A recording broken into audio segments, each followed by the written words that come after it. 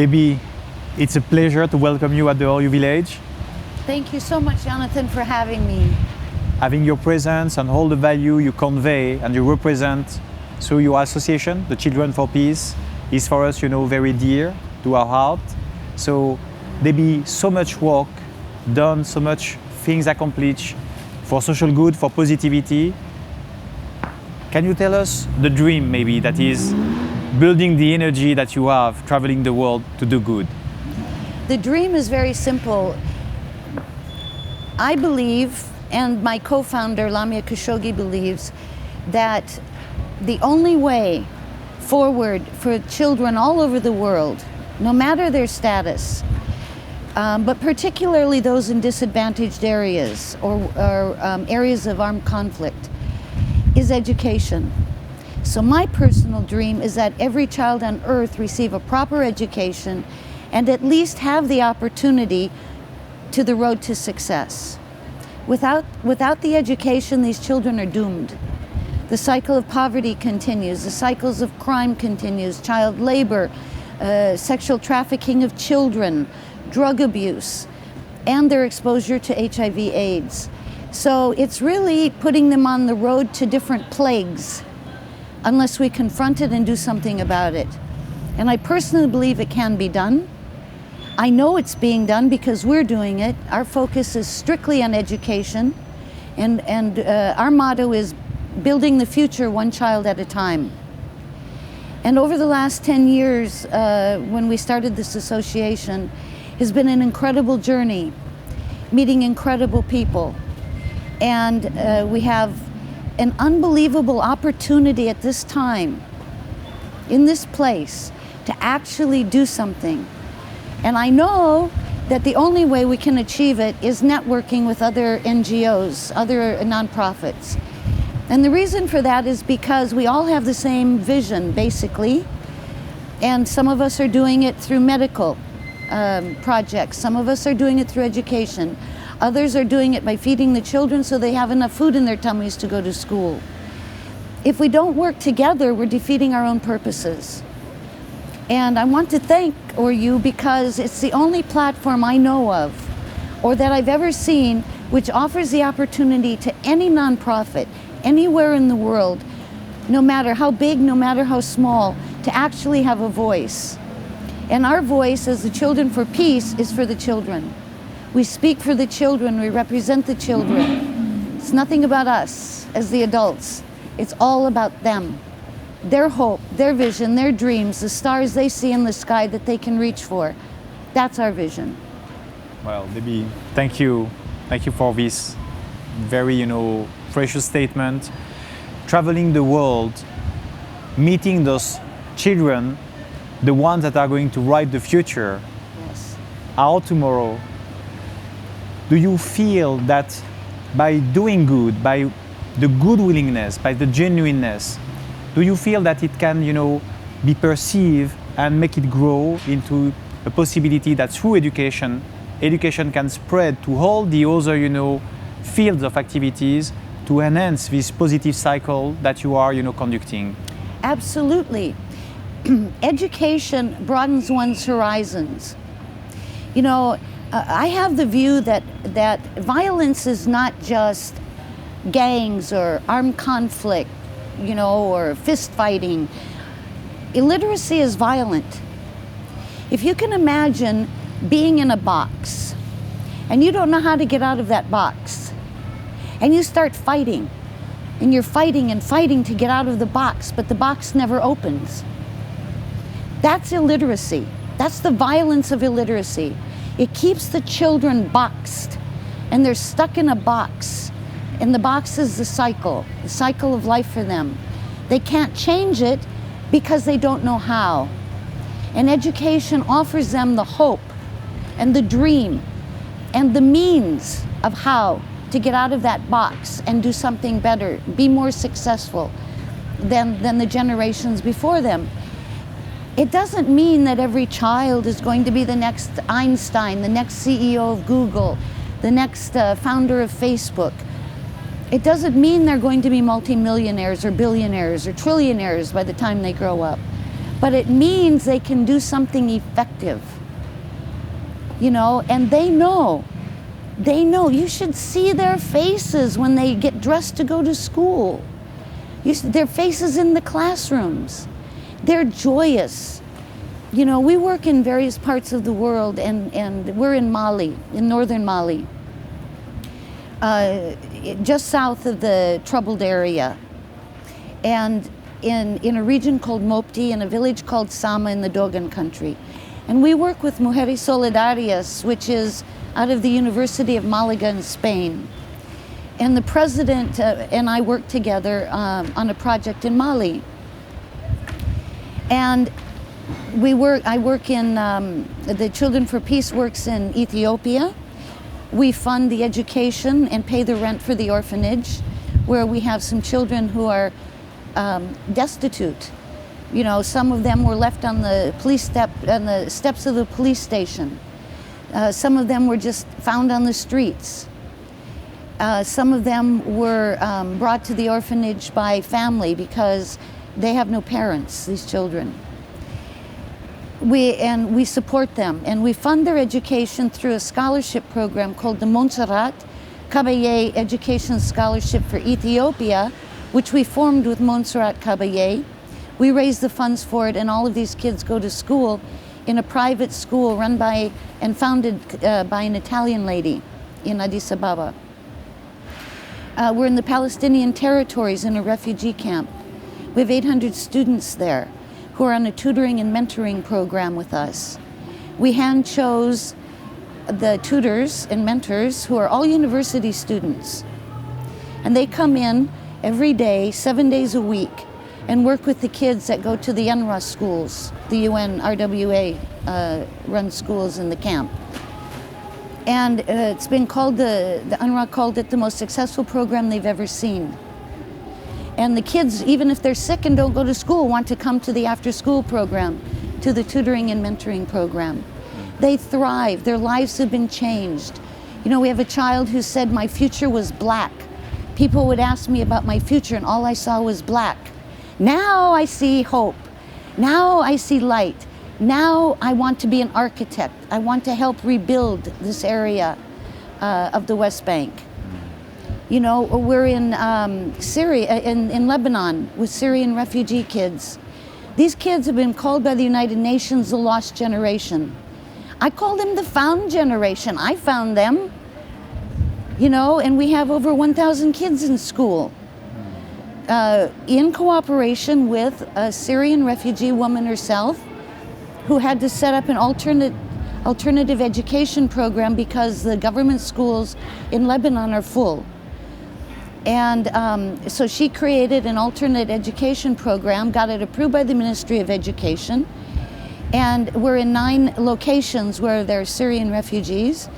And these kids, I mean, I have photographs, I have videos. They just bubble. They are delighted. They are so happy. They have nothing, nothing, nothing. They live in squalor. You know, they have very, very little and very little aid. I don't see much aid being given to them. I don't know why, you know, but they don't get it. But what we help offer them is education. We help fund this program. The teachers, the materials. You know, we're building another little three-room school for them because we're running out of space. You know, and we work with another association in Beirut, in the poorest area of Beirut, with a woman who's an unbelievable woman herself. She's Lebanese. She has a school she's had for 15 years for poor Lebanese kids in the Chantilla area, which is extremely poor. And the Syrian refugees started to come in there. She's taken the children and put them in her school. So we're sending money to help support those refugee kids for their education. We work with another lady who has a small association, and she helps get Syrian refugee children into school herself. So we fund, it's small, she's very small, but she does everything she can, and we help her fund getting these the small group of kids in school. And then Colombia. The Waunana is the indigenous tribe that were the stars of the mission, which is a film that won the Palme d'Or. And because of Roland Jaffe, who's a dear friend of ours, Liam Neeson, Jeremy Irons, and Robert De Niro, who were the stars, we were asked to help save the Waunana from extinction. They were forced off their ancestral lands. They've ended up in slums, most of them in Bogota. And we fund the education for the kids, the young kids and the university-age kids, and adult education for the adults. We want them to keep their culture, but they have to be able to now integrate. And they can't do that without education, or they're stuck in the cycle of poverty themselves. These are an incredibly noble people, an incredible culture, and they cannot be lost. We cannot keep losing cultures and these indigenous tribes because of war, because of industry. Those are the areas where we're working right now, and it keeps us very busy. I can say that this is, absolutely, essential and key, and what you are doing and conducting with your association, with the team, alongside, all the other non-profits you partner, because it's about as well, partnering, Yes. being able, to strengthen the links of solidarity everywhere in the world. So that's exactly, what you are doing by finding the right people and trying to enhance and to build that strong link to achieve a greater good. So my question will be about having, your view and your feeling about the diversity, because that's the beauty you are meeting and you are interacting with. So is it, one of the greatest wealths we have right now in this world, one of the greatest assets to build this better world? What is your view and feeling about that? I don't think we should have a world full of clones and robots where we're all the same, we all think the same way, we all live culturally the same way. The thing that amazes me in my travels and in working in these different areas is that each area is a different culture, and that culture is unique, and they have unique things about it that are very, very spiritual or very different in view from the West, but Western culture also has its own diversities. We're an integration of different cultures in the West. So I think if we lose this cultural diversity, we've lost the greatest treasure on earth. We really, really have. That diversity offers so much, from aesthetics, just the art in these different areas, the music, the philosophies, the literature, the folklore. All of that cannot be, we have to preserve this. We cannot be so selfish as to think that they can be lost. They cannot go extinct. And extinct not by people, but extinct by culture. People can adapt and integrate themselves into anything, any changes in the world that occur, hopefully for the better. But what we can't do is we can't allow ourselves or other cultures to overtake and annihilate the existing cultures. They're precious. They're more precious than gems or diamonds, This is something that just can't lose it. We just absolutely cannot lose it. Education is about universality. Yes. Child is about, innocence and the seed that will grow into a tree of life. Yes.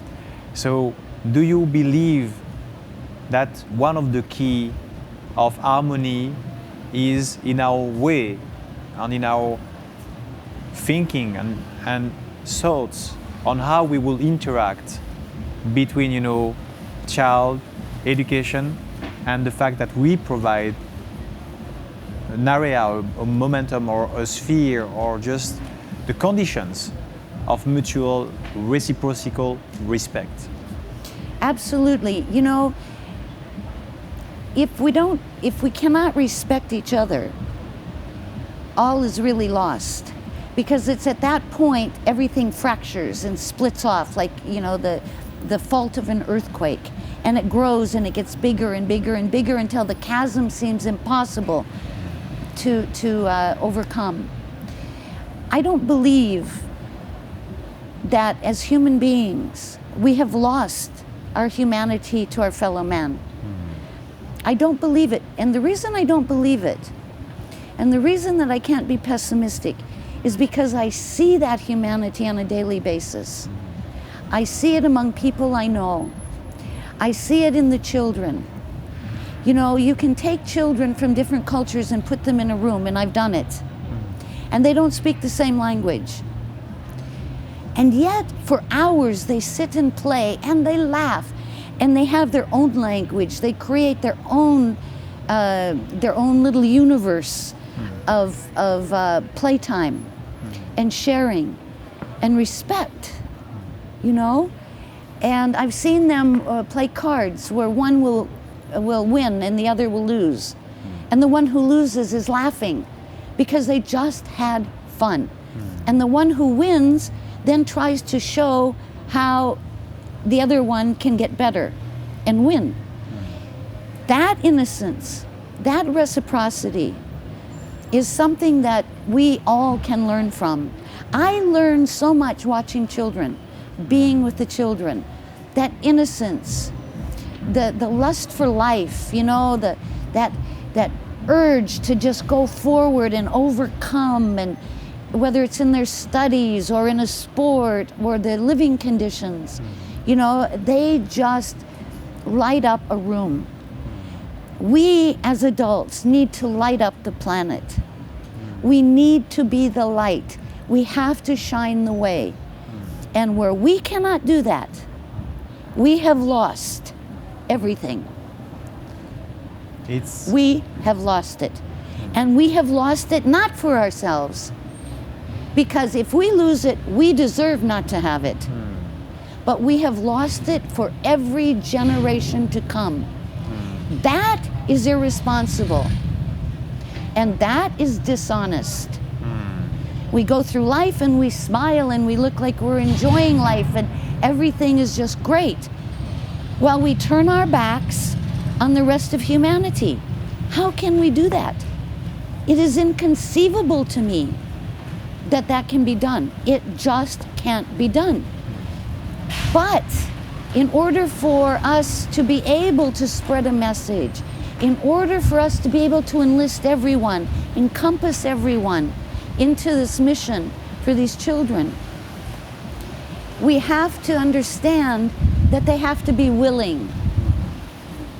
We have to be able to solicit a willingness. I was asked in a television interview last year here in France if about Bill Gates and Warren Buffett and the billionaires, Richard Branson, all of these who have foundations and are doing a lot. If what I thought, and I said they're doing a lot, but you don't have to be a billionaire to do something, you know. And then I was asked by the interviewer, the journalist said, well, do you think that people of means, wealthy people, should be forced to help? I said, no, absolutely not. You cannot force willingness. Exactly. We cannot force willingness. We know from children, if you try to force them, they resist. No, if you bring to understanding something in a child where they can understand you and understand why you want something or you need them to do something, then they become willing. Now you have an enthusiastic participant. We have to be able to bring out that willingness in others. And the willingness is there in many. Many of them fund organizations like ours, consistently, predictably. Many of them, Marissa Berenson is our honorary chairwoman. She's been with us from the beginning, very close to the beginning. And Marissa is one of those people who has a very busy schedule, has a lot of expectations on her, and yet There's always time for us. You know, and Marissa has supported and been there for many, many charities over the years. So the willingness is there. You know, there's nothing to ask. It's nothing to, Marissa, you don't have to try to make her understand. She naturally, natively, internally understands. But some people have lost hope. Some people think the job is too big.